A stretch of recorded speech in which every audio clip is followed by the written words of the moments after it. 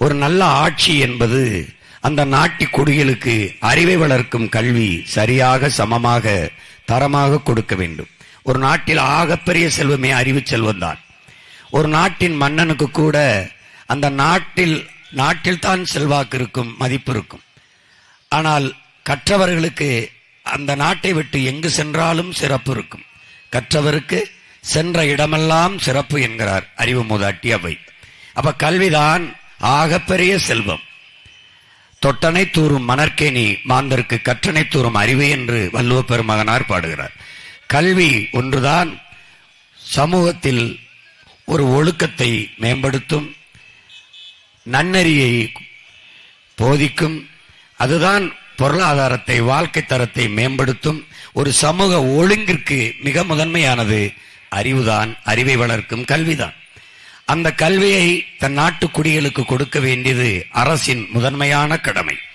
அதுதான் கல்வி மானுட உரிமை. அதை கொடுக்க வேண்டியது அரசின் கடமை. அதை கொடுக்காமல் இருப்பது மாபெரும் கொடுமை என்று உங்கள் பிள்ளைகள் சொல்வதற்கு காரணம் அதுதான். அப்ப சரியான சமமான தரமான கல்வியை ஏழை பணக்காரன் உயர்ந்தவன் தாழ்ந்தவன் என்று பாகுபாடில்லாது அனைவருக்கும் சரியான சமமான தரமான கல்வியை கொடுக்க வேண்டியது அரசின் கடமை. ஆனால் இங்கே என்ன, மாணவர்கள் கல்வி கடனை தள்ளுபடி செய்கிறோம் என்கிறார்கள். ஒரு கேள்வி நமக்கு எழுகிறது, கல்வி கொடுப்பது அரசின் கடன், அதை நான் ஏன் கடன் வாங்கி கற்க வேண்டிய நிலைமைக்கு வைத்தீர்கள்? மாணவன் கடனை தள்ளுபடி செய்தால் கடன் வாங்கி கல்வி கற்கிற நிலையில் வைத்தவன் எவன்? அந்த ஆட்சியா என்பதை அறிவு சமூகம் சிந்தித்து பார்க்கணும். விவசாயி கடன் தள்ளுபடி. ஒரு நாட்டில் விவசாயி ஏன் கடனாளி ஆகிறான்? ஒரு நாட்டில் விவசாயி ஏழையாக இருந்தால் அந்த நாடு ஏழை நாடாகத்தான் கணக்கிடப்படும் என்கிறார்கள். அப்படி என்றால் நம் நாடு எவ்வளவு மோசமான ஏழை நாடு. ஏன் விவசாயி கடனாளி ஆக வேண்டும்? கால் செருப்பு தயாரிக்கிறவன் பணக்காரனா இருக்கிறான், சிகரெட்டு தயாரிக்கிறவன் பணக்காரன், பீடி தயாரிக்கிறவன் பணக்காரன், பான்பராக்கு தயாரிக்கிறவன் பணக்காரன், சாராயம் காய்ச்சறவன் பணக்காரன், கார் தயாரிக்கிறவன் பணக்காரன், மோட்டர் பைக் தயாரிக்கிறவன் பணக்காரன், டிவி தயாரிக்கிறவன் பணக்காரன், பிரிட்ஜ் தயாரிக்கிறவன் பணக்காரன், செல்போன் தயாரிக்கிறவன் பணக்காரன், எல்லாம் தயாரிக்கிறவன் பணக்காரன்.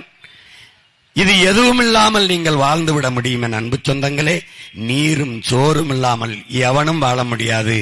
அந்த சோறை உலகத்திற்கு கொடுக்கிற மனிதனின் உயிர் தேவையாக இருக்கிற உணவை வெம்பாடு பட்டு விளைய வச்சு கண்ணு மொழி பிதுங்க, கண்ணச்சதை தொங்க, ரத்தம் வேர்வையாக உருகி ஓட, உடம்பெல்லாம் உப்பு பூக்க, காலில் பெரும் வெடிப்பு வெடிக்க, வெம்பாடு பட்டு வெயில்ல காஞ்சு, மலையில நனைஞ்சு, பனியில நனைஞ்சு, உழைச்சு விளைய வச்சு கொடுக்கிற விவசாயி ஏன் ஏழையாக இருக்கிறார்? இதான் கேள்வி.